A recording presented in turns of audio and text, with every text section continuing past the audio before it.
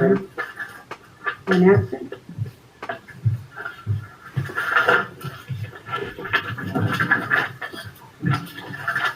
Comments from the public. And we have our staff here. So members of the public may address the board on any items within the jurisdiction of the board by submitting the presentation request to the secretary. Members of the public are strongly urged not to mention personnel by name and remain reminded that they do not have any need from legal action if personnel are named. The board shall limit each speaker to 3 minutes with a total of 20 minutes per topic. So, can we start on that? Sure. All right, first public comment is from Karina Del Rio. States, to whoever concerns, I need my son to go back to actual school because I feel he is not learning how he should be. Since I live in a really bad area for the internet and I tried everything to keep up with his work, it's being so hard for me to teach him the right way since English is not my first language. I really hope you take the right decision to bring them back to campus. Sincerely, Karina Quintero, Ryan Haro, and Damian Quintero's mom. The next one is from D. Perez. I'm writing this comment both as a mother and an employee of the district. My daughter is fighting depression with distance learning. She has a support system at home to help her and yet she is still sad all the time. I see the parent side and I see the employee side. Our kids are struggling. There are so many kids where the school system is their only lifeline. We are their saving grace. They do not have a strong support system at home like some kids do. Case in point, a student has come in and have us look at their computer. Mom said he had stopped being able to connect, etc. Looking at the computer, we quickly learned that that wasn't the case. In the midst of checking all this, the aides and teachers happened to walk through the office. His face lit up. He was so excited to see them. Seeing an employee on Zoom is not the same as in person. His whole demeanor changed. I guess what he has been doing better since random encounter with his aides and teacher. We are the lifeline for so many of our kids. The only school-related support they'll ever have. We have to go back. Other states have already done so with successful rates. The mentality of these children rests in our hands. We are their only normality, and that was ripped from them in March. The babies only have us, the school employees, fighting for them. The next one is from Suni Hepburn. This has been the hardest year of our lives. I have a 6th grader at Tropical Middle School and distancing learning isn't working for us. She needs to be in the classroom setting. She's falling behind. Assignments are being completed. She is very capable, but she's not getting it done.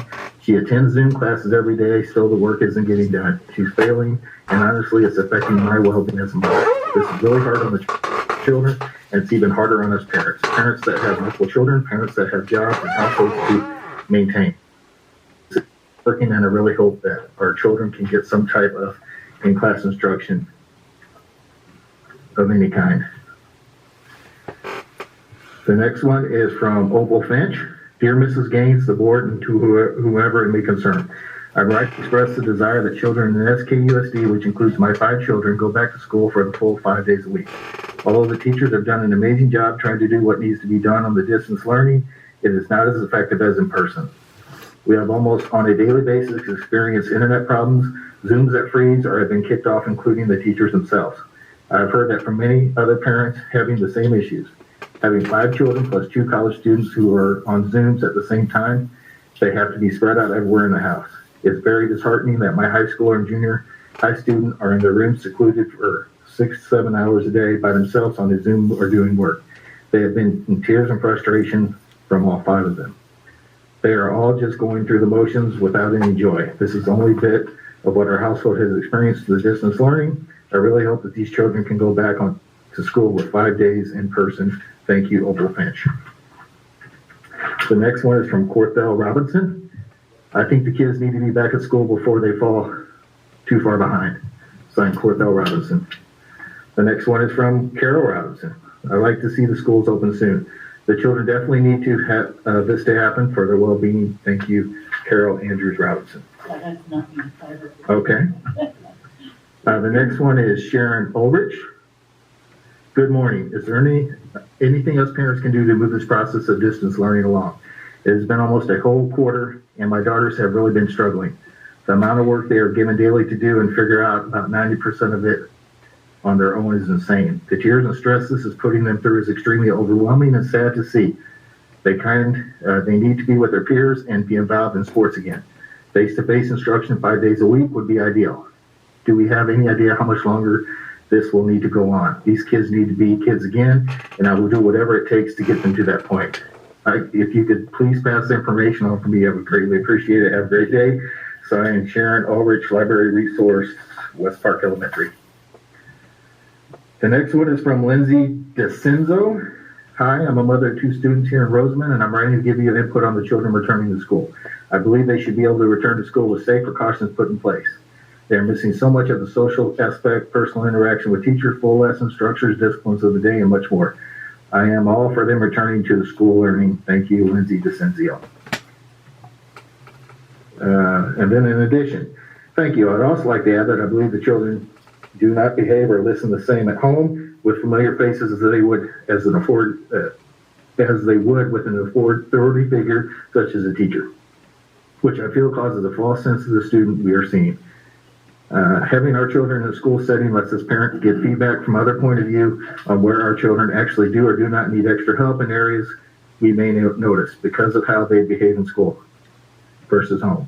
Whether it's behavioral or academic issues, it is extremely helpful to the future of our children to correct certain issues as soon as possible, which virtual learning is being missed. If you could forward this additional I appreciate it. The next one is from Exo Delta Gaming, Yesenia Garcia, or Alvarez, it looks like.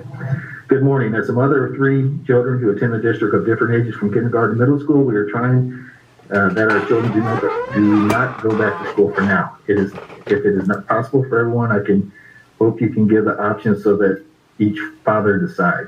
I know that many parents will say the children are not so vulnerable to contracting COVID due to cases within our families where they were infected and admitted to emergency room. We prefer not to have our children put at risk or ourselves as adults. We hope that the return to school is postponed until the vaccine is available.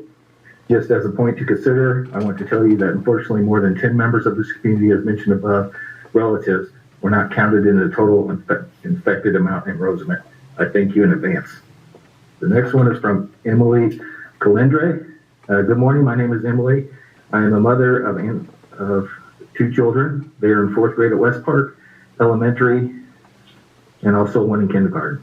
I, as well as my children, feel they should be able to go back to school 5 days a week. I feel it's very important on assuring that they're getting the proper education. Also, it's important for their social skills. I am voting to open schools 5 days a week. Thank you, signed Emily. The next one, Angela Sanchez. Good evening. My name is Angela Sanchez. I'm a parent of 2 students and former students of SKUSD. I'm ready to plead, inquire, advocate regarding our district's plan timeframe to resume in-person classes. My sons are suffering. They're mentally, emotionally suffering. They are asking every day to go to school. They miss the social aspect and they miss your staff. They are suffering in the area of absorbing what they are learning. Despite the teachers' efforts, which have been above and beyond amazing, as a parent, I see the lack of learning. I see the lack of absorbing the lesson. They're missing the extracurricular activities. We are all missing it. Our family has 2 essential workers. I am working from home as a social worker, however, in the field 2 to 4 times a week. I, as a parent, am struggling. My kids are doing a great job at doing their best, and the complaints are not about connections, grades, and Zoom. They complain about not understanding, being bored. It is not being the same. I see how this has affected their drive to learn, their drive to explore new things, and their drive to maintain daily activities. Why can't the football players practice? Why can't extracurricular activities resume? I know this is totally out of your hands, but I'm aware that there is an upcoming meeting. I'm ready to give you support in opening our district back up. In addition, I'm willing to help with whatever it needs to get us ready and ensure their safety measures are taken. I will clean, I will take temperatures, I will do whatever you need me to do to ensure we open safely. Thank you, signed Angela Sanchez. The next one is Ashley St. Germain. Hello, my name is Ashley St. Germain. I have 2 daughters that attend West Park Elementary. One is in kindergarten and one is in 3rd grade. I would like to have these kids go back to school for in-person learning. I am worried about the mental and emotional damage that my children will endure if distance learning continues. While both of the teachers are trying very hard to teach the children, it is just not the same. My third graders not able to grasp things this way. With going back to in-person learning, I think the kids will still need to have recess and be able to play.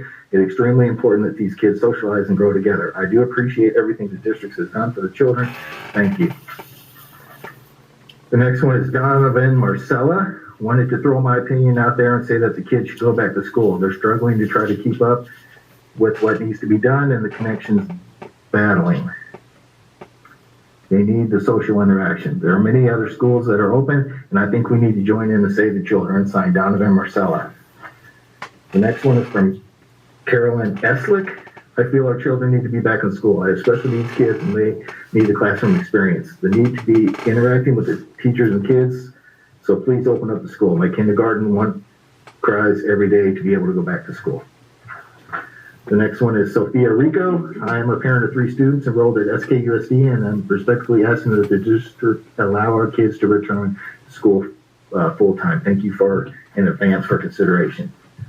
The next one is Catherine Katazanik. Good afternoon. As a parent of a 6th grader here at TMS, I'm in full support of our children returning to class learning.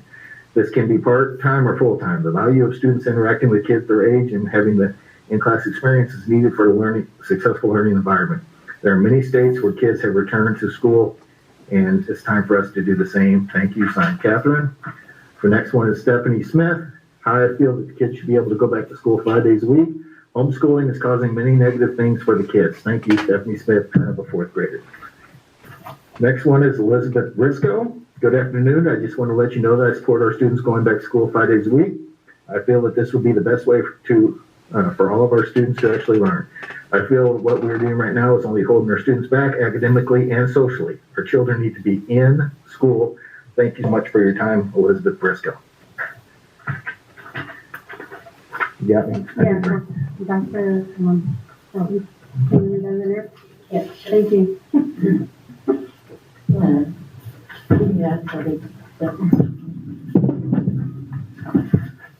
Okay, this is from Barbara Brown. My name is Barbara Brown. I've lived in Roseman since 1994. I've raised 5 children in the town of Roseman. I have been raising 3 of my grandchildren for the past 11 years. 2 of my granddaughters attended tropical, or should I say, in this virus. One was on the superintendent's honor roll last year, straight A. She is also special needs. She worked really hard to get out of her special needs classes and into regular classes within 2 months of last year. She loves school, and she'll want her back in tropics. This is her last year in middle school. My other supposed to be a fun, my other granddaughter just stayed in middle school and has started middle school and is having a hard time with distance learning. This was supposed to be a new fun, exciting year for her. My kids' emotional well-being is in jeopardy. They need to be around their peers and teacher and faculty, friends, family. The people at the school are more than employees to me and my family.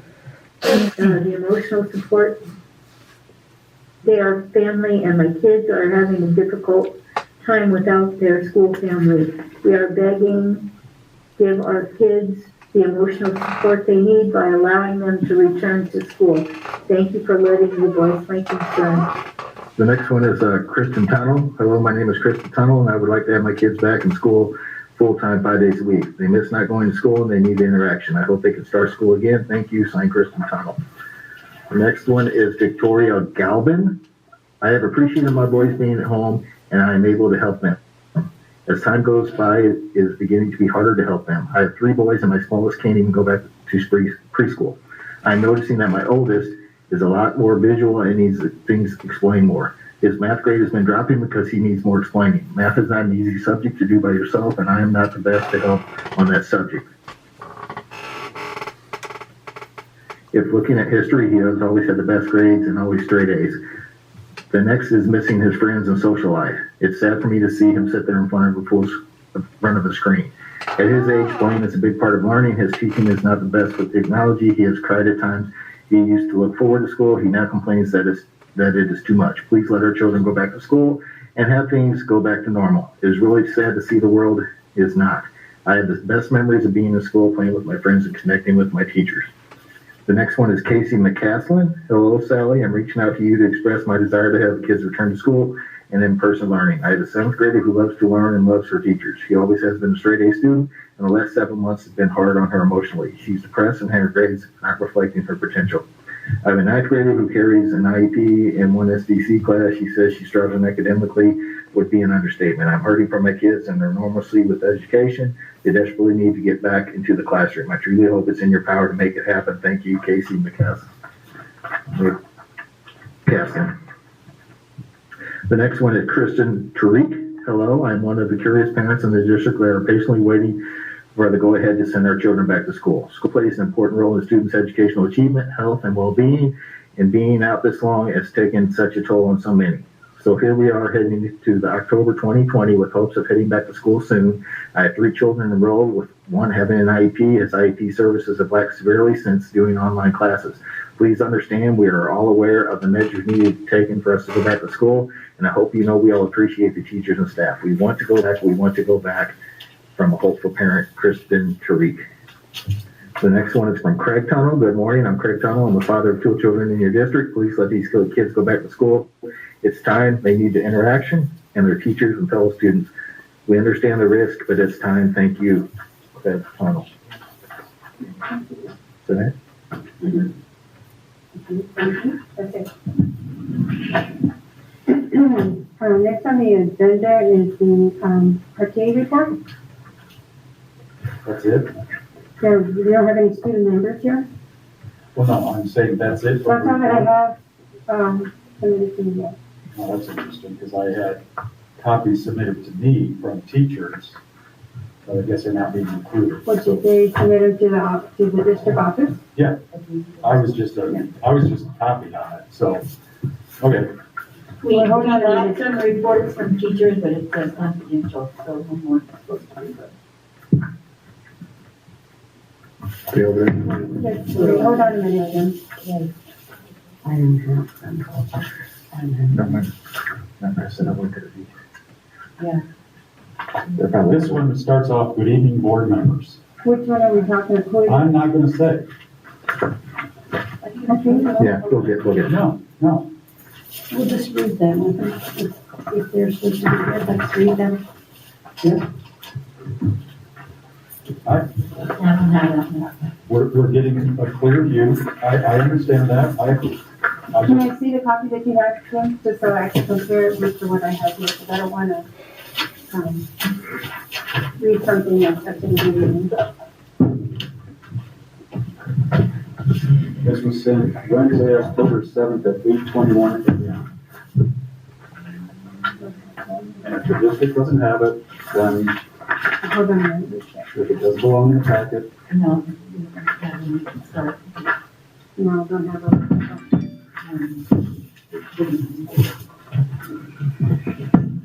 so you will understand my frustration. Is it just that one? I don't know.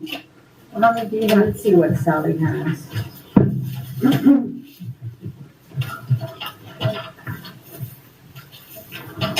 Rebecca Ward is put on that. Yeah, there's a Rebecca Ward here.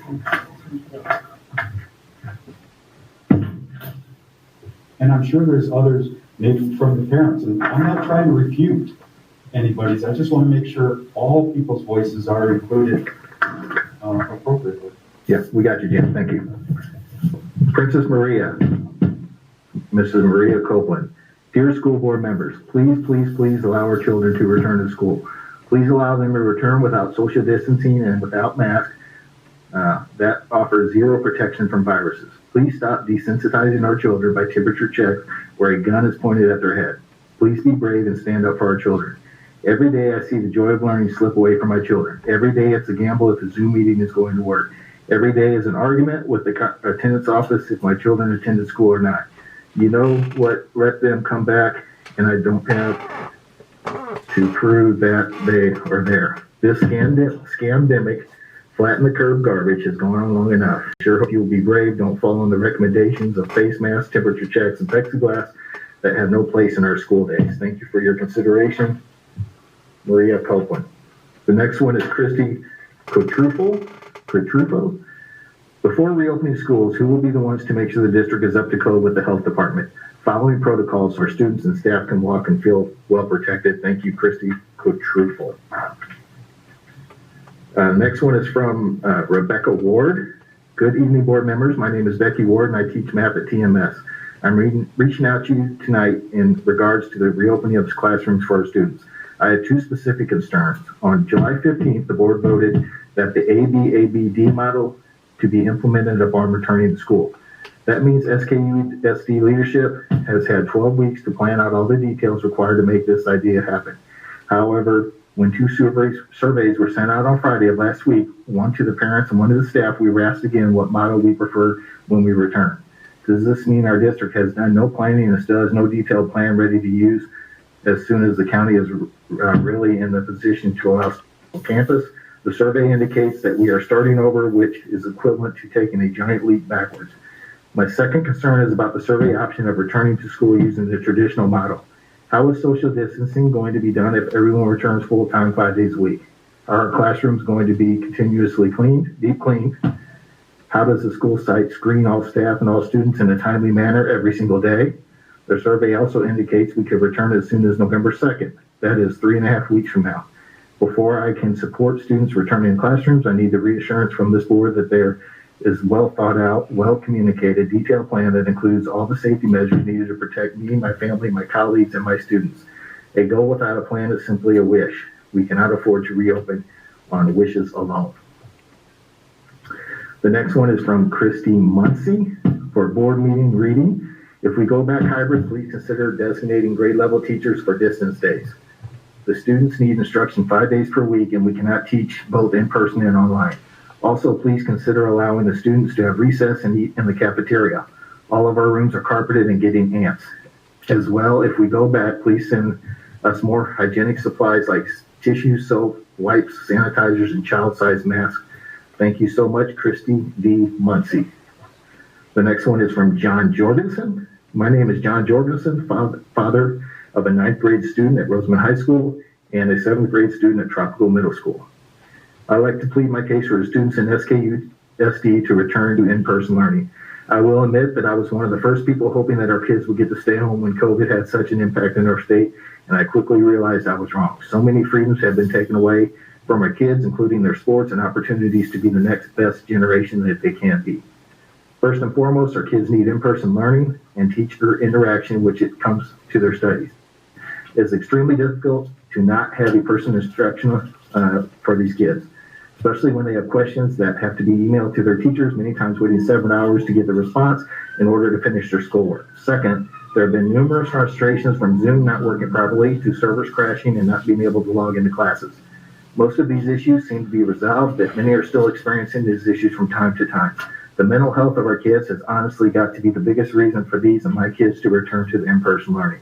While I understand there's a nationwide pandemic, I also understand that more than 650,000 people died from illnesses related to flu each year, according to the World Health Organization. When kids are in school, they get the flu, and they get sick, and they need to be exposed to natural germs on a regular basis. Their immune systems need it.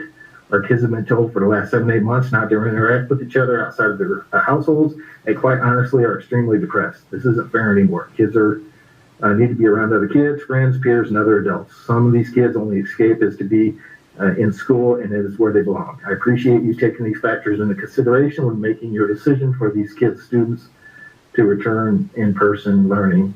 Regards, John Jorgensen. The next is from Anna Brown. Please allow students to return 5 days a week in traditional setting. All 3 of my children are not thriving in distance learning, and grades are suffering due to lack of person teaching. The next one is from, I need to read that one. And it's just because it's long and I'm tired. The next one is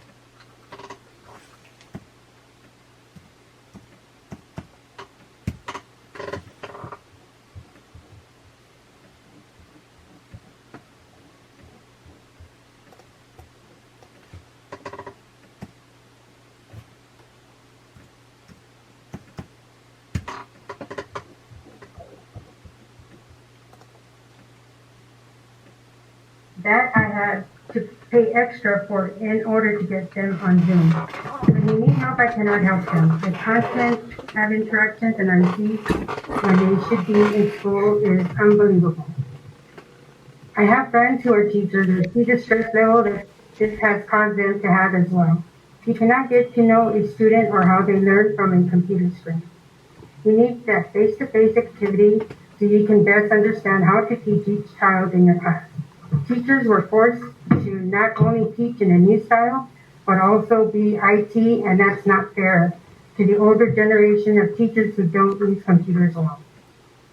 The biggest issues are with the children, though. They are missing out. They're missing out on the opportunity to learn in an effective manner. All of the children are able to sit and focus on a Zoom meeting. That is probably super boring. Some children, like my daughter, have adapted. She is moldable. She strives to succeed in everything she does. She's not afraid to ask questions. She's not afraid to answer questions. She's an all-around good kid. If she cannot get into Zoom, she will find a friend who will share their screen with her. Though some kind of a video chat like FaceTime or Snapchat is in the high school and therefore can email the teacher straight from her laptop if she has a question or concern. Then there's my son. He has been diagnosed with ADHD, borderline autistic. He cannot sit and focus on a computer screen and pay attention. He needs to be able to ask questions in class because his writing skills and spelling skills are not strong enough to type in a question and feel comfortable with not getting made fun of. He goes to speech and doing speech over Zoom is delayed. Most of the time he cannot see the speech or assign it because of the delay. Then there are the days where he can't even get on Zoom at all.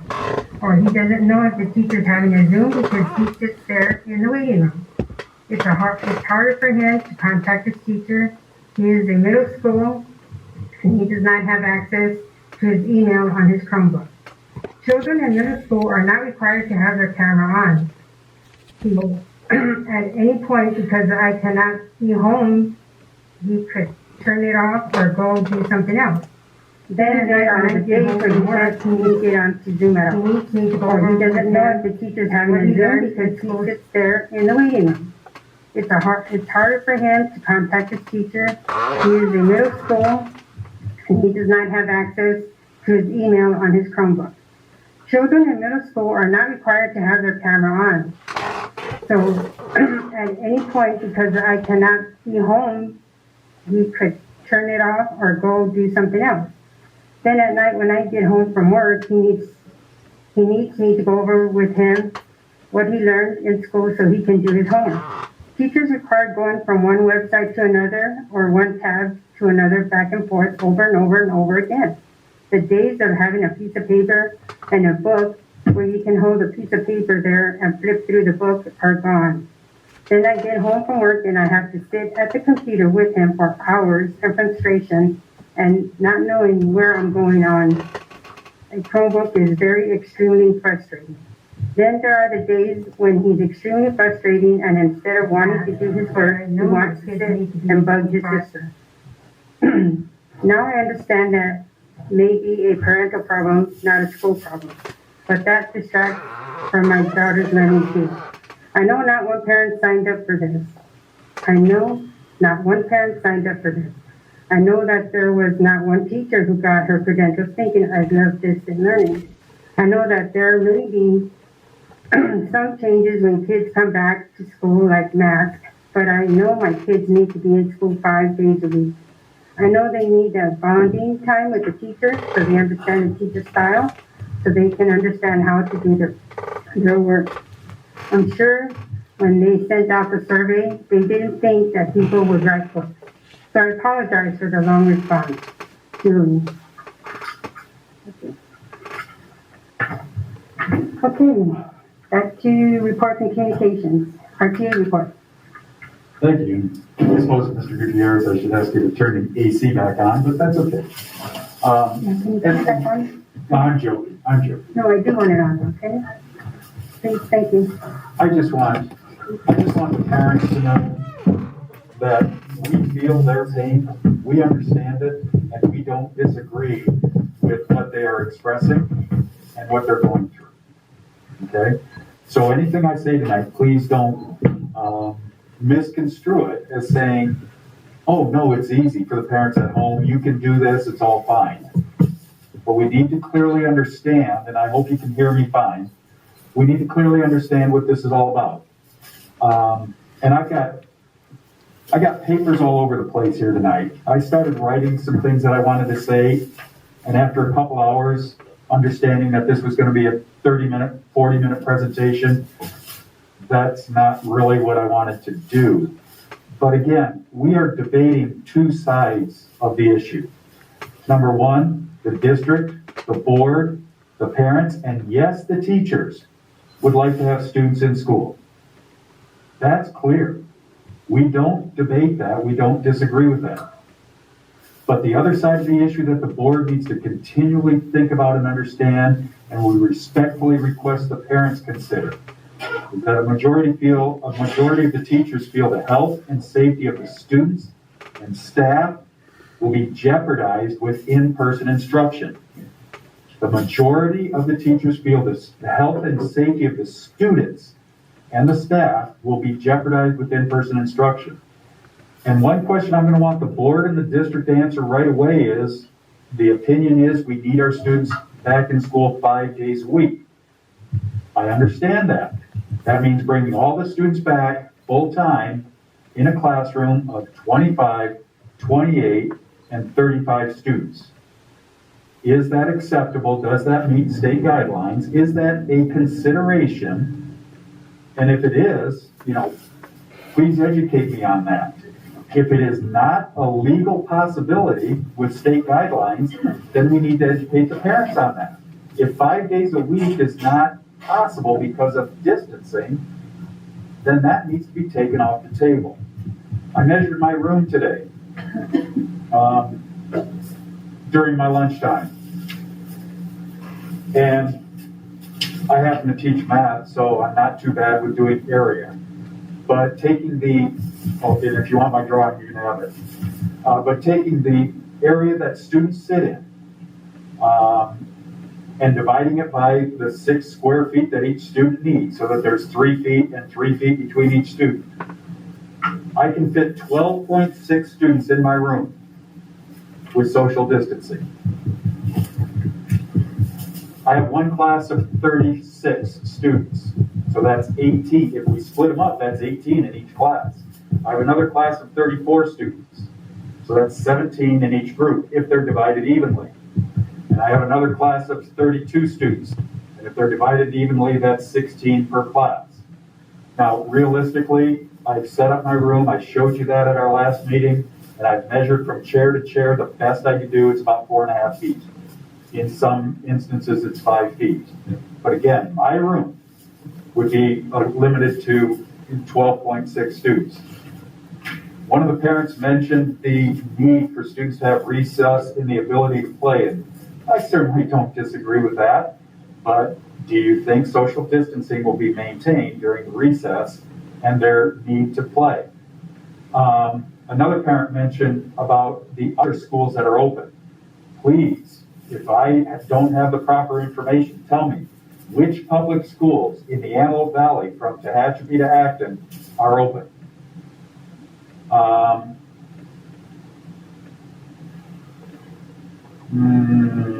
And again, I just wrote down a few different things that came to mind as I was listening to their presentations. I appreciate the fact that the board was willing to listen to the other presentations that were presented, and I understand a majority are from the parents who are in favor of having their students return to school. I think it's important that all of the opinions need to be brought to the board.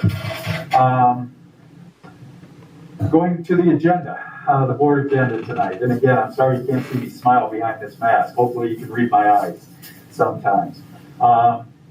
First of all, there is one thing on the agenda tonight I would like to be positive about, and that's agenda item 10A, which is for the district to approve the MOU for school reopening plan between the district and RTA.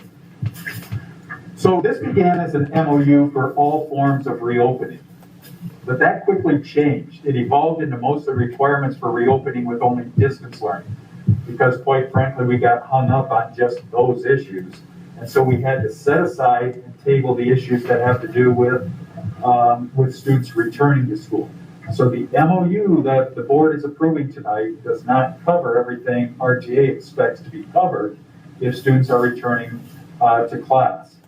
What will happen is we're going to need to have addendums to the MOU, or maybe additional MOUs. Mr. Tanksley brought that up at our last meeting about what kind of time frame that would take.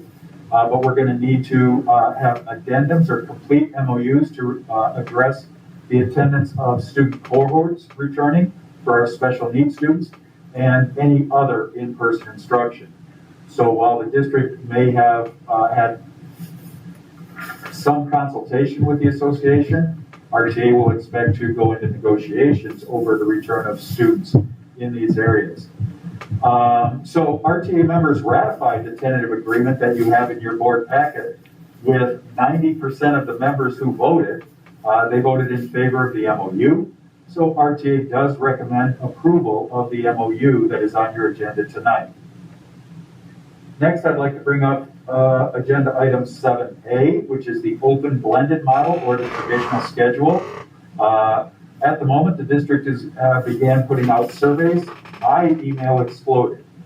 So while you're hearing from the parents, and I appreciate the parents, bringing their viewpoints to the board, and I'm trying to pass those along as I get them. The teachers tend to follow the chain of command when it comes to these types of issues. They go through me, and I bring those issues to Mrs. Gaines, and they become a part of our negotiations.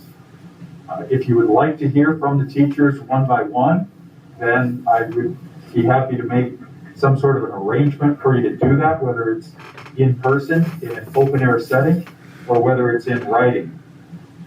But the concerns that the members, the teachers have been bringing to me is what is the district's ability to meet safety measures for staff and students?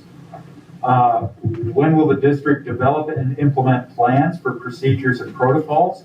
While we have some of those written in our MOU, and I read in the resolution tonight about a plan being on the district's website, but yet I can't find it. We need written plans and procedures as to how all of this is going to be implemented before it is implemented. And the question that keeps coming up is, why is the district revisiting the model for blended learning? The board and the district, with support from the association, agreed to a blended model of the ABABD model, but yet the survey that went out to parents and the survey that went out to teachers opened that wide up again, saying, well, which model do you want? Why are we revisiting that at this time? And what I already brought up was, why is there any consideration for returning to a traditional 5-day-a-week schedule without social distancing? Is this no longer a requirement from the state? If it's not, please give that to me in writing, because everything I read says it's still a requirement. And again, it would probably take me 20 minutes to read just half of the things that have been brought to my email. It's all over the place. I can't even keep it organized anymore, ladies and gentlemen, about the concerns of how are we going to do this. It isn't so much the teacher saying, no, let's not do this. It's how is the district going to maintain and guarantee these safety protocols? Mrs. Gates and I have had some of those discussions. I brought it to my executive board, and every day I get stories about that hasn't been cleaned, this doesn't get done. We've got these new signs that go on our doors saying the room is clean or the room hasn't been cleaned.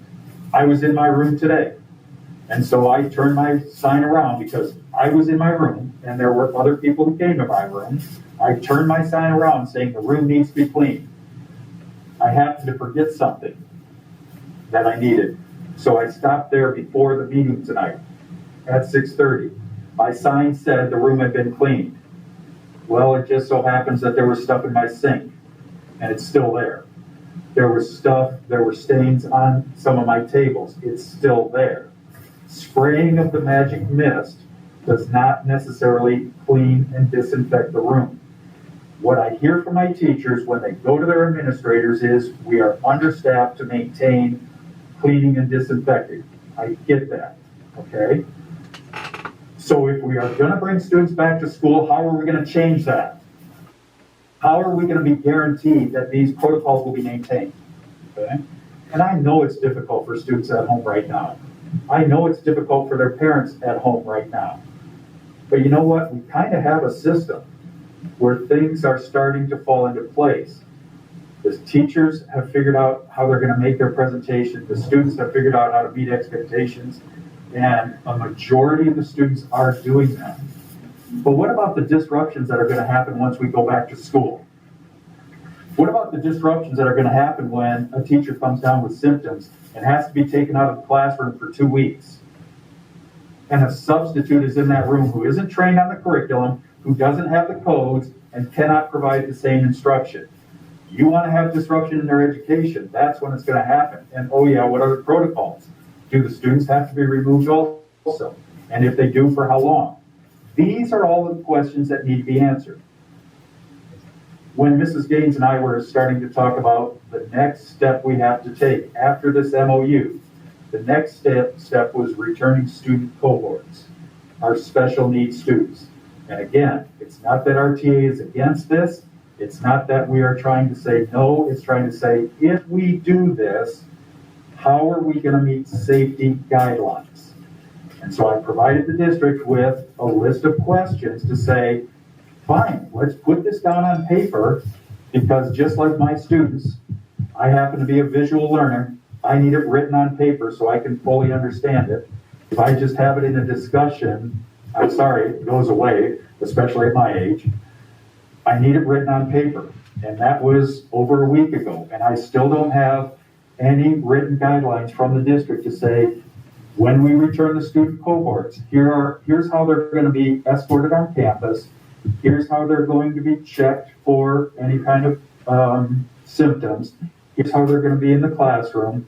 When one of our behavior students is having a little bit of a meltdown, and this came to me from one of my teachers, when one of the students is having a meltdown and ripping off his or her mask and ripping off the mask of a teacher, and oh yeah, the state guidelines say you can only have so many students and so many adults, which means you cannot call in an administrator to help out. How are these things going to be addressed? It's not that we're saying no. It's that we're saying, how are these things going to be addressed? Mrs. Gaines has been, I've worked with 8 or 10 different superintendents over the years.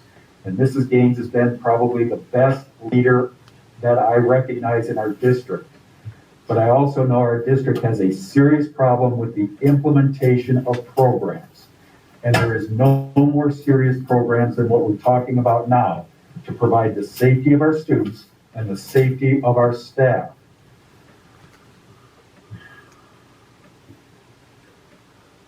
What the teachers expect to know, how are those things going to be addressed? And I understand, like I say, the parents want their students in school, the teachers want the students in school, but it can only be done with the proper safety guidelines and the proper implementation of those guidelines. My stories could go on and on and on because I get them from the teachers every day. So as you go through and you consider those items, that's what I ask you to please be sure you understand. Like I say, I got halfway through this presentation and finally gave up. Oh, you're also voting on a board resolution tonight. Item 5 said in the board resolution 2021-06, item 5 says the safety of students and staff is of utmost importance. So if that's in your resolution, you need to tell us how that's going to happen. Item 7 says an approach to best monitor the health and safety of students, adhering to health and safety guidelines. Our special ed students, many of them need to be walked hand in hand. Many of them need to have need to have close contact. Many of them need changing of diapering. How does that fit into the safety guidelines?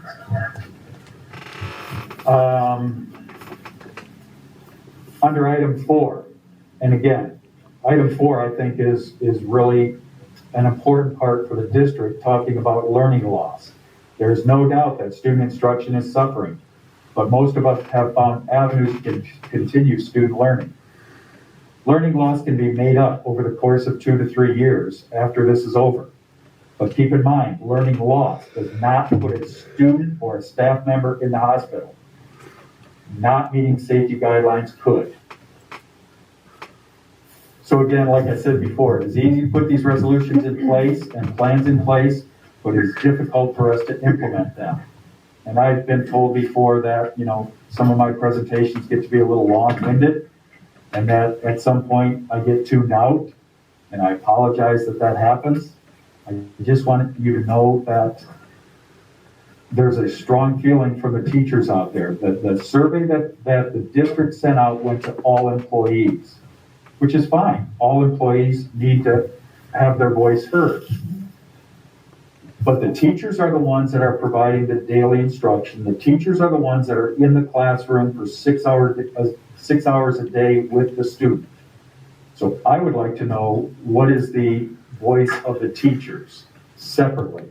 I would like to know what their opinion is. I know I have many teachers who want to return to the classroom 5 days a week, whether it meets state guidelines or not.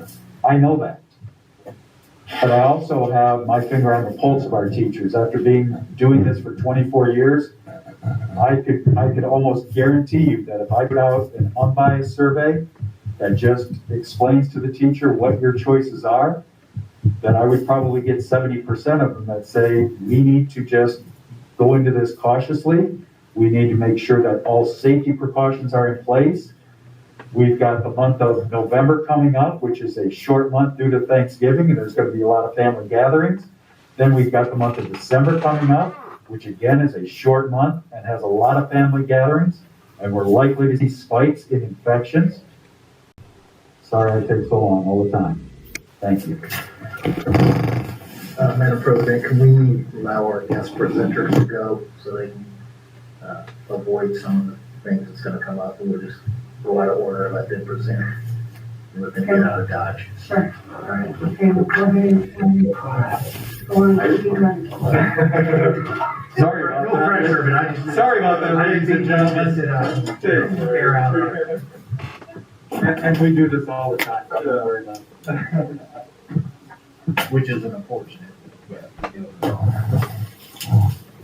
Oh, yeah, good evening, board members. My name is Eric Pagano. I'm with Advanced Plastic Technologies. We are a platinum reseller for meeting products. And I've had the pleasure of, doing complete rollouts in many different districts in our surrounding areas. I talked to Mrs. Barbara Gaines earlier, and she wanted us to come up and showcase the Promethean Active Panel. So I brought the Promethean 18. We've got Rob Bilstead, who's a regional account manager for Southern California, and Julie Porter, who's an education consultant. So we're just be mindful of you guys' time. It's been a late night. And we want to get done. So we're going to get this thing going. Thanks so much, Eric. Can you guys hear me about the same whether or not I'm holding this? Can you guys hear me about the same whether or not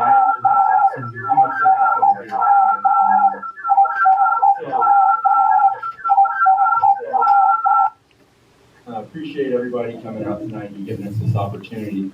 Very simply put, Promethean is an ed tech company that is trying to make it easier for teachers to teach and easier for students to learn. That's our goal as a company. And the medium we're currently using to go about accomplishing that are our interactive flat panel displays and our 2 lesson delivery softwares, Active Inspire and ClassFlow.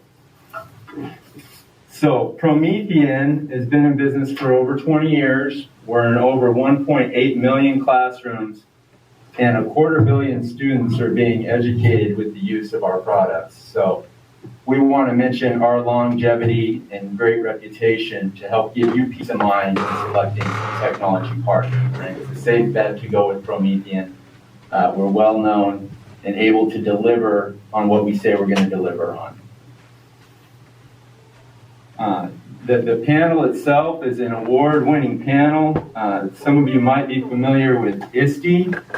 It's a national educational technology conference. So in 2019, when there was such a thing as this conference before stuff changed, all the interactive technologies were brought together and panelists reviewed them and decided that our Promethean Element Series panel was the best in show for that conference. And when that conference resumes in 2020, we'll be looking forward, or 2000, yeah, right, in a few months they're going to do it virtually. Yeah, we'll be looking forward to trying to win that again, and a bunch of other awards as well have been given to Promethean. So for the interactive flat panels, we have our Element Series panels. This one here is it's called the Titanium panel, and it is a 4K anti-glare display, very sturdy, it won't break, bounce around all over the place, so it's made with good commercial grade plastics, etc.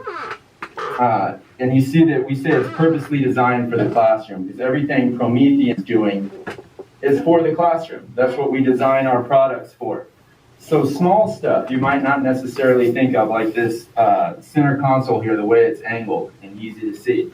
Before we had small buttons and teachers would kind of do this type of thing, and then we got feedback from schools we work with and found out that this would be a better option.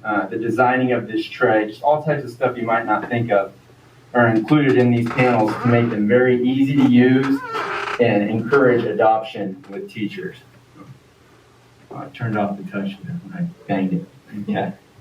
So these are our active inspiring class flow, or our lesson delivery softwares. Julie is going to address those in a little bit, but what I want to get across tonight is the things that I show you on this panel are separate and apart from those softwares, okay? So what you see on the panel and what Julie is going to do is different. We encourage schools to adopt the softwares. They're award-winning softwares used by millions of students and teachers. But the panel itself is something separate from those. So we have some different computing devices that can hook up to the panel. None of them are hooked up to this panel tonight, okay? So everything you see here, if the school invests in these panels, doesn't need to buy anything additional to do what we're gonna do here this evening. We have a panel management console app for IT departments so they can manage these things from a central location, so they don't have to go to each classroom and do things to update the panels, etc. They run on an Android 8 operating system, and what that does is, like, I'm sure everybody has cell phones, and sometimes you get a thing that says update. So the panel works the same way. We do all our own updates, and what will happen is we'll work with schools, and when we see that there's a certain need that needs to be met with our technology, we can incorporate it into the panel, and then in the update, it's applied to the panel. So if I would have been in here like 6 months ago, there's some features that you wouldn't have seen on this panel. If you would have invested in them 6 months ago, you would have the features now for free. So we provide those updates. Professional development is a big part of our offering and something we're very proud of. This quote here says, "Learn more in 3 hours on how to fully engage my students than I have in a long time. Thank you." And I really like what the quote doesn't say. You know, it doesn't say I learned how to turn on panel and access the unified menu and go to the whiteboard app. That's not really what we're trying to do with our professional development. Yeah, it's included in it. You know, they need to learn how to use the panel. It's very easy to use. But Julie is been a teacher for quite a long time. She's here with us this evening. She does our training. And what she'll do is come in and show your teachers how to use their existing core curriculum and use the panel to make it easier for them to deliver lessons and for students to learn. So that's the idea behind it, right? To really help your teachers to understand how they can use this technology to make their life easier and also help students learn. So we also have a professional development webpage with all types of free resources on it. It just won an award this year for the Tech Advocates Awards 2020 for Best Professional Development Website. Teachers can become Promethean certified teachers. There's all types of quick tips and videos. Lots of stuff for blended and distance learning right now going on that website. So anytime they'd like to learn at their own pace, that's available for them to do. All the hardware standard with a 3-year on-site warranty. There's plenty of support from Promethean. The district would have Eric to reach out to, myself. We have an inside representative they could reach out to, a service department. And we don't want to let any problem get too old. It's very important to us that if there is an issue, we make it a priority and make sure and get your district taken care of right away. So that's about it to get us started. I'm gonna actually show you the panel a little bit now, and we'll run through it. So everything on a Promethean panel really runs off this unified menu. You can open it from the left, you can open it from the bottom or the right, and that's more feedback we got from teachers. Some like to teach at this side of the board, or they might find themselves over here. So it's always within a fingertips reach for them, easy to access. We like to get students up to the board as much as possible. So for the little ones, we have one down there at the bottom. They can open that. Within the locker, so it's set up, it's super easy to figure out how to use a Promethean panel. Like, one of the small things we've done is our icons are labeled. Like, this says locker underneath it.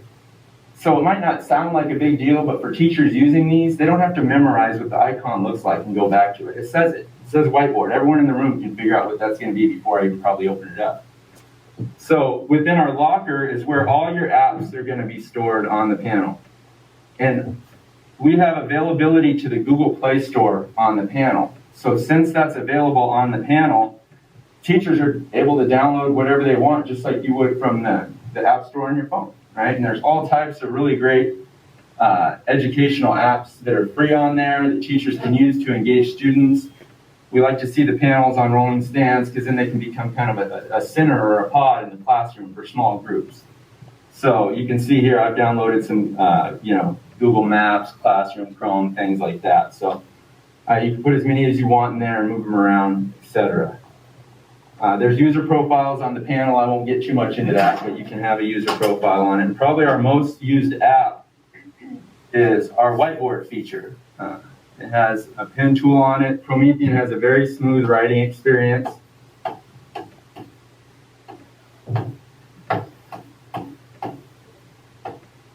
You can pinch and zoom after you've written, resize it, put wherever you want. And then there's a palm erase feature also, to where you can just easily erase whatever work you've done. You have different papers available. There's just a regular line paper. You can change the color of the lines on the paper. You can resize the paper to whatever size you want. And you can change the background color of the screen as well.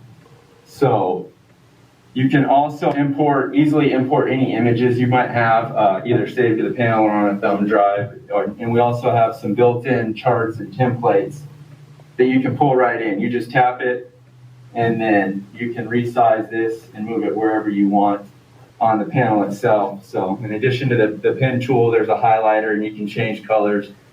There's a color palette down here. We have graph paper available and some built-in math tools. So there's our ruler there. We can move that over and we hold that there, draw a straight line across. I have black lines, so it's kind of hard to see right now, but then we can take things away and bring them back. So the first time I saw one of these interactive whiteboards, what I pictured is like a replacement for that whiteboard right there. Okay, you don't have to buy dry erase markers anymore. You don't get, markers on your hands, and you can save your work. But come to find out, teachers are using them to create like just fun little interactive lessons for the students, So I put one together for us, right? That, of course, is John Florence. And now you can kind of see why you want to change the background color on it, because you're putting together something with pictures and whatnot. And you see up in the right corner, that compass, it's an infinite canvas. It goes on forever. So teachers can build out any size lesson they want.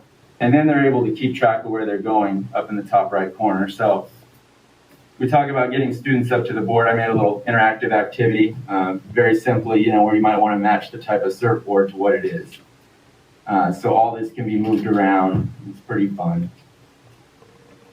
We have some waves over here, if a teacher wanted to teach about the different type of waves that are available. And then down here, I created a real simple activity where you could put the panel into split screen mode. Did you see how the toolbar went away on the left? And now we've got 2 down at the bottom. And then if I wanted, I can open up a spinner that can be loaded up with really any information you want in it. So we have children's names. The kids get excited when teachers do this, right? It's just a way to engage them and, is my name gonna be called? So Hannah got called, we'd bring her up to the board, maybe spin one more, and then we could go ahead and set a timer on the board. So the panel has 20 points of touch on it. And these apps float over anything, okay? So when I open that spinner and timer, regardless of where you're at on the board or what you even have hooked up to it, let's say you had a document camera hooked up to it, we'd still be able to access these. They're always available anytime the teacher might need them. So now they might set a timer and bring 2 up, and then they race to do the matching. And it has 20 points of touch. So you can have, 20 fingers writing on it at one time for the board itself. So I'll take it out of that mode and then go down. So the panel also has a multi-screen mode. So when I press that button down there, it's going to shoot us over to the left.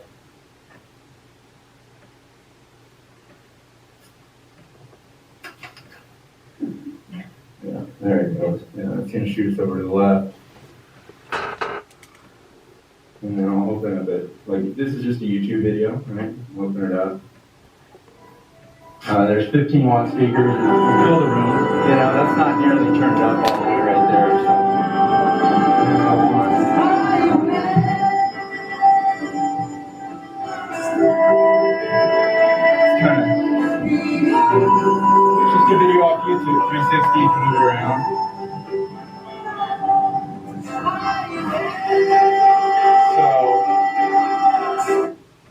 pause this video and come over here, and there's a screen capture feature that's always available, no matter what. So I took a picture of the video, and now I can crop it to whatever size I want, hit done, and then open it in the whiteboard.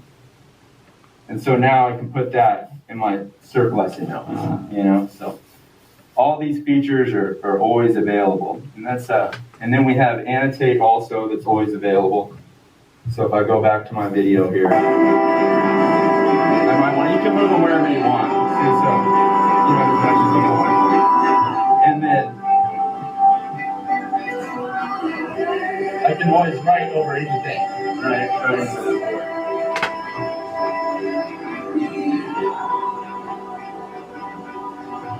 You guys want to see it?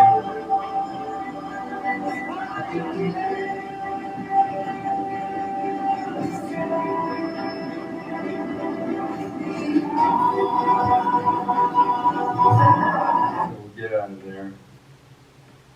You can open up multiple different apps. You can have Google Maps going, all types of stuff. So that's really the quick overview of the board that I wanted to give you. I want to introduce Julie. She's one of our education consultants. She's going to show a little bit of our software and also how the board is being used with school districts all over the place for distance learning and blended learning environments. So Julie, if you want to take it away. Okay, thanks, Rob. So yes, I was a teacher. I taught K through 8 music, and then I kind of weaseled my way into teaching art and theater as well. So obviously math was my strong point. No, I was the artsy teacher. Math was not it. So these panels and the software I'm going to show you were obviously designed with a traditional classroom in mind, where the teacher is in front using this display and the students are watching. We're going to do a little setup here and show you what we and teachers have kind of discovered with this blended learning model, that this panel can actually be a great tool to use with Zoom and with your students, whether you have some in the class with you, some at home, all at home, whatever is happening here. So I'm going to go into Zoom. So we also have a screen share app with the panel. And what happens within that screen share app is there's a waiting room where students can put any device they want in there by entering this code. So I'm going to do that from my laptop while Julie starts that Zoom meeting. We're basically going to pretend that Rob is the student at home, Julie's the teacher in her classroom. But that's not all, because the software I'm going to show you is called ClassFlow, and it has turned out to be just a real rock star with distance learning. And so we're probably going to be asking you all to join in on this. So if you have your cell phone with you, get it out. And once I get my little session up here, there'll be a screen telling you how to connect to this class. So I've joined her Zoom meeting just like a student would at home, okay? And she shared her screen to that panel. So this is what the student sees at home, right? Now, just so you guys can all see it, I've mirrored this laptop to this screen, so, it comes in big, right? Now you guys are all seeing what resides on Rob's laptop.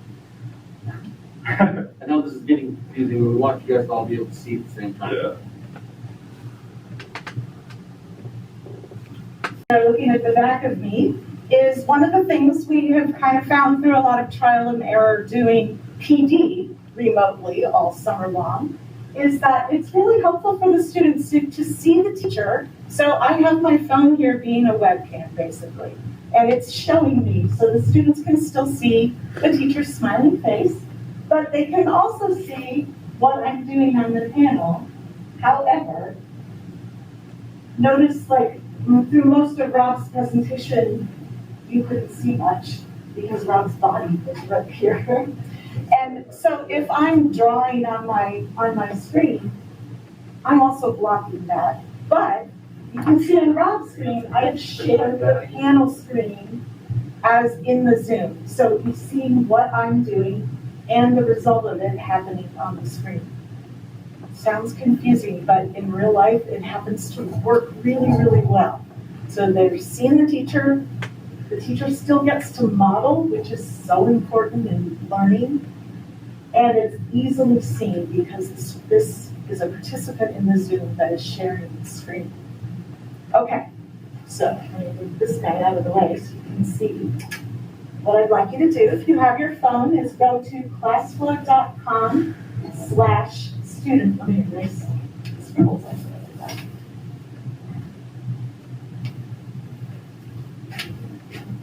There we go. Classflow.com/student. And the code that it's going to ask you for is QWZZR.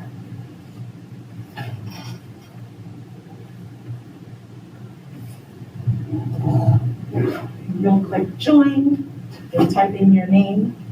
You can use any name you want, just make it school appropriate, please.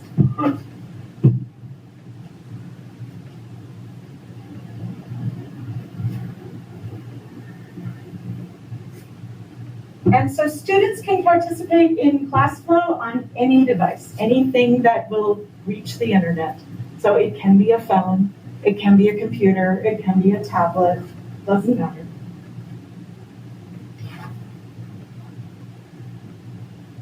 We have a couple people.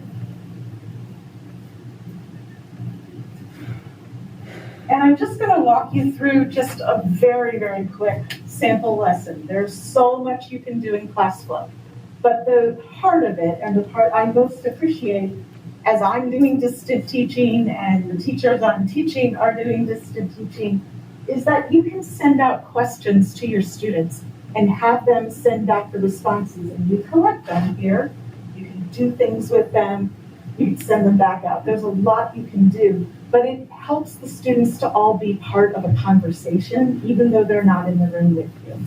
And one of the things we discovered with ClassFlow in the classroom, and it works also with distance learning, is those kiddos who are just like way too shy to ever raise their hand, they participate in ClassFlow because they don't have to kind of stick out personally and worry about how they look and all. They can just answer a question on their screen. It comes up here and is part of it.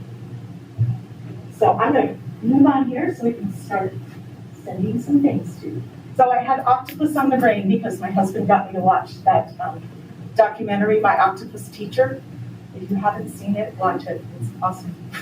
So then I made a lesson about octopuses. So my first question is going to be, how many arms does an octopus have? And I could send it to you using this little arrow here, but I'm going to actually send it as a question. And it's a number question. So I'm going to send it to you as a number question. And you'll notice when you go to type in your response that you can only put in a number. It won't take anything else.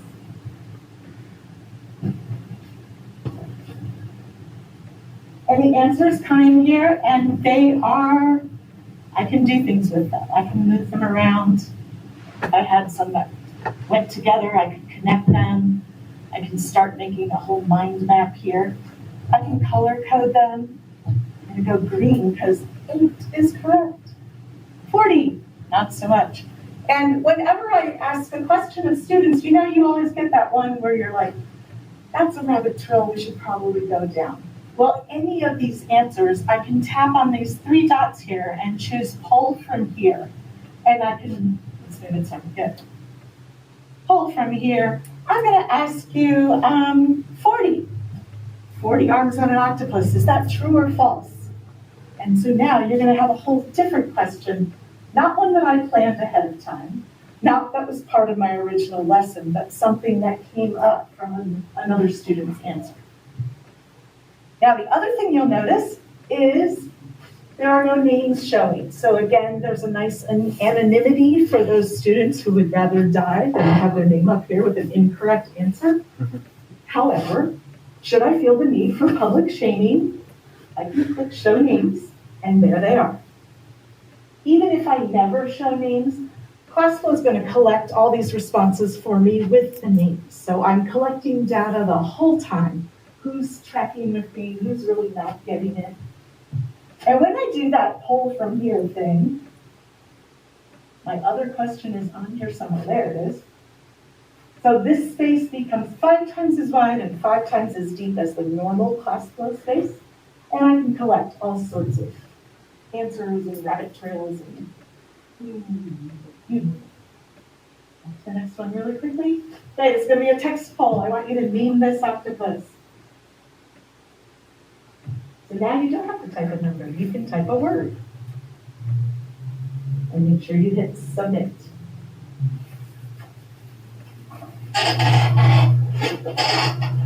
We've got Sally, Oliver, and Barney. Great names. Another thing I could do in this space is I could double tap and create a whole other question that I want to send out. Something occurs to me that I think, we should probably talk about that. I don't have to type. I could actually draw. Say, okay, we're gonna do another little octopus here. What is wrong with this octopus? How many legs does he have? Not enough. So there's one of my favorite things to tell teachers about class flow is there's lots of opportunity for spontaneity. They can add things on the fly, and it will, again, save all those results. Okay, let's stop that one. This next one is called a word seed. That's your brainstorming type question. So on the last one, if I asked you to change your answer, it would actually change up here. So if you had put in Barney, and then you were like, no, I really want it to be Betty, you could delete Barney on your screen and put it in, and Barney up here would change to Betty. The word seed is exactly the opposite. You could put in Barney, then you can delete it on your screen and put in Betty, and both Barney and Betty will show up here. So when I want my students to generate lots of answers, I use the word seed. Anybody can submit. Oh. A couple Octobers. And again, I can move these around, do things with them. So somebody who submitted October, go ahead and delete that on your screen and put in a different word. Exactly. There we go. So this one, we can really generate all kinds of answers, do things with them, but Octomom, love it. Okay, my favorite question type, because again, I was the creative artsy one, is called the creative poll. And when I send this out to you as a creative poll, and this is one where the phone might not be the best choice for it, but it should work. You'll notice at the bottom, you're gonna have several tools, like shapes, text, pen. So what I want you to do is create a different kind of octo animal. So use the pen, draw your animal's head, and then give it 8 legs. Or you could cheat a little bit. Let's bring this one up so you can see it. You could just cover up this cat's head and make some other kind of animal head. Or the creative poll gives you access to your camera. You can take a selfie and put your own head here over top of the cat's head. And then don't forget to hit submit. Now that using the selfies has been just a great tool because kids just hate taking selfies. So it's like torturing them. I'm kidding, they love it. But it's been a really neat way to bring in empathy. So if you ask students, for example, think about how King George might have felt when he got the Declaration of Independence, which is a long list of complaints from his colonists. So then you get all these selfies with grumpy, sad faces, mad faces. But you've just asked those students to put themselves in someone else's shoes and show on their face how that person might feel. That could be a historical figure, it could be a character in the novel, lots of uses for it. These come in as little thumbnails. I can just double click to show one nice and big. I could send this back out to the students and ask them to add more colors to it, whatever I wanted. It's been a really neat way to do math problems. So I could just send them a blank screen and say, write your math problem. Or if you're working on paper, use your camera, take a picture of it, put it on this page and send it. Now I have everybody's answer here. And I could choose one and send it out to everybody and go, do you see the problem in step 2? Can you fix it? And as long as that student was savvy enough not to go, hey, that was mine. Nobody has to know. There's no names around here. So that's the polling really quickly. I can also really easily put YouTube playlists or YouTube videos onto a card and send it right out to students. And it doesn't play ads in the beginning, it just goes right into the video, which is neat. This one is going to be, there's an activity builder in it, and it's really easy for teachers to make 10 different types of activities, and they're easy peasy and really neat for the students, and they can send them out to the students and have them do them. Oh, there's one. So if I hit let's play, it's going to be a labeled diagram of the activity. But the teachers have a blast with that. And every time I do trainings with them, that's the first thing I have them do is build an activity that they can use in their classroom. They're super great. I like them a lot. It is also a great way to push out websites to your students. So I've embedded our Learn Promethean that Rob mentioned right here, and students that are connected here, when they get this card, there'll be a little blue open button on the upper right, and that will take them to a new tab that will go directly to that website. You can also put in little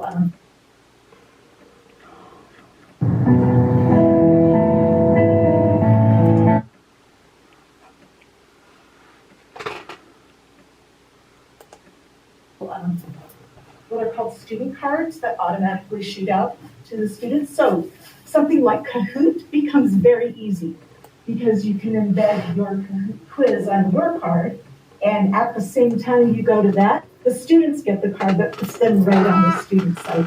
So you're up and running. If you're not familiar with Kahoot, it's like a classroom game show, and pretty fun. I want to make sure that you see before we leave, and get out of this lesson, we have a marketplace. And it is absolutely loaded with already made lessons, PDFs, simulations, you name it. There are all kinds of things in here. And they are available to the teachers for free. They can adopt any of them, edit them, use them. They can share them among each other. They can collaborate. We think it's pretty great. And it has been a real rock star with the distance learning, a real good way to get students to be part of the conversation. That was the quickest dive I've probably ever done in this class. I hope it gave you a little sense. It's just a web-based program. Teachers can use it with a computer if they needed to. Sure. Yeah. Well, thanks so much, Julie. Do you guys have any questions for us before we go? Yes, ma'am. I do, Julie.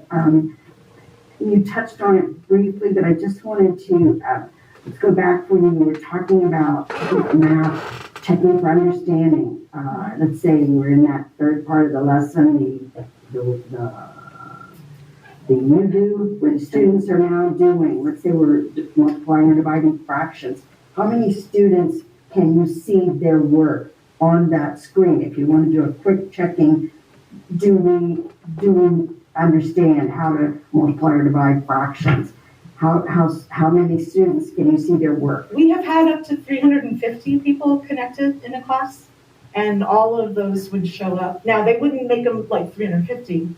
If they resized them to all fit on one screen, they wouldn't be useful. So it would be something where you'd probably have to scroll a little to see them all. Okay, so but a class of 30, 35, no problem. You could see all of their work. And Yes. then you could see also the name, obviously, just to see If the you work. chose to, yes. Yeah, well, to check for understanding, I think you would have to really Yes. grasp who gets it, who doesn't. One of the, speaking of showing names or not, one of the things that's built into it, so the teacher could have ClassFlow up here on the screen. They could log in on a second device, computer, iPad, whatever, to their same teacher account, join this class in session. Now this becomes a remote to run that. So they're not stuck up here. Like after I made the big deal about it's important for the students to see me on the camera, I spent the whole time up here with you, but from home I wouldn't do. But if I'm running ClassFlow with this as a remote, everything I do here happens up here. If I go up here, I want to do things up here, they'll happen here. The one thing that doesn't go to the next device is show names. So that's a way, like in the classroom, if I have students doing something and their names are not on it, but I want to see who are the ones who answered 27, I can just go to show names on my little device here, and I can see their names, but they're not displayed up here in front of all the students.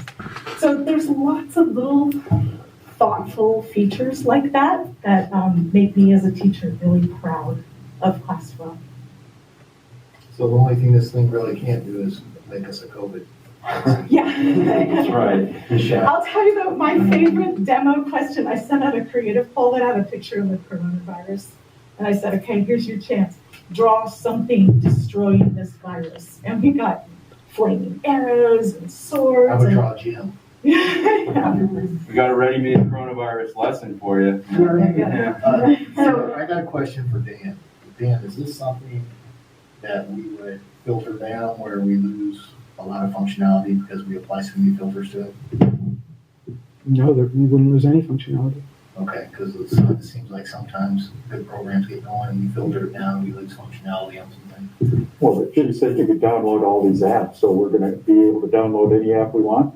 From Google Play, from the Play Store, we have to make a decision, but I would imagine that we would have it open. Because I need to install a simple math program, I have to have IT come and do it. So, yeah, I mean, that's a question. It's great to have all these high-speed things. But if we ourselves inject so many filters where you lose that functionality, what good is it? If for you to be the most productive and Yeah, it's a little bit different because it's not an app that's installed, it's a website. So the functionality really lives in the website itself.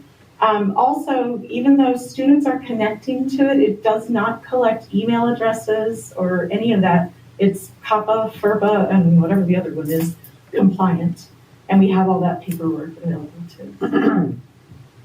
And so how do I show written direct instruction, not on that board, but at my workstation and it's displayed on that board? You can do it wirelessly. Yeah. So that's essentially what I did, if I understand your question, what I did earlier with this screen share. So there's a code right here, there's an app on this computer, and then I say that I want to enter on my computer, and you see this popped up right there? So all your students could be in this waiting room, and then as the instructor, you have to grant permission so people can't just be sitting their screen up there willy-nilly. You would just click on that and share. And then, so now, let's say this is your teacher machine, right? There's touchback. I can work from this panel wirelessly. Like if I want to open our Active Inspire software there, you can do that wirelessly. I'm clicking on the right one. Yeah, sorry. I clicked on one that didn't work on my computer. So, yeah, you can open that and then work, directly from the panel or from your computer here. So if you have written instruction you want to send up there, you could have that on your computer screen as well. No, instruction that I'm writing. As if I'm using a document camera. Yeah, well, you could plug a document camera straight into it. Or you can plug a document camera into your computer if you're sitting at your computer and it's going onto the panel. That's what I'm saying. Yeah. Yeah. Or you can have a touch A screen. lot of times we show with screen Or share. if you had a tablet, yeah, that you Yeah. can write on. With screen share, we'll show teachers how you can also cast up your cell phone, for example. And the reason you might want to do that is because it has a camera on it. So it becomes like a roving doc cam. You could go up to written instructions. No, it's like what Mrs. Gaines was saying. I'm a math teacher. I teach by writing and Right. showing students, and they need to see that in real time. So that was my question. How do they see that in real time? So like over a Zoom session or something? Yeah, well, I do it during Zoom, I do it during live class, I do it while I'm sitting facing the students, not standing at a board with my back to the students. You might want to have a document camera as well. So the document camera connects to that, so it's showing what I'm writing on in a notebook directly on the screen, much like a projector You can screen. connect your document camera directly to the panel, or connect the document camera to your computer and be streaming your computer to the panel. Got it. Or if you're just, I mean, this, Well, you don't want to teach, you're saying you don't want to You teach don't wanna like teach from the. No, I learned a long time ago, don't turn it back to the students. Eric, can you just explain, which one of those, I forget, titanium is one of them? Both of these are titanium. The one that's behind Julie is Rob's 70-inch. The one that's right behind Rob is my 75-inch. The nickel, we have a nickel as well here. It's in Dan's office. There are some differences. This is more of the Cadillac model. The nickel panel it's very, very, very similar. It's just you lose some of the features. This one's got a proximity sensor. It's got the backlit console. It's able to do the split screen like he was showing you before. It's got, I think the wattage on the speakers are greater with the titanium. And I'm missing it something? also has that pen touch differentiation. Yes, it's got a pen and touch differentiation. And what that is just, I can stay on the arrow tool here on my whiteboard, and my pen will still write, and my finger will move, and my palm will erase. So I don't have to keep changing tools to do that, it just all. And you can make the, thicker. Yes, You can do that on both of them, I thought that. on both of them. I just wanted the board to see how this one stand does, Yeah, we've got many different options with mobile carts. We've got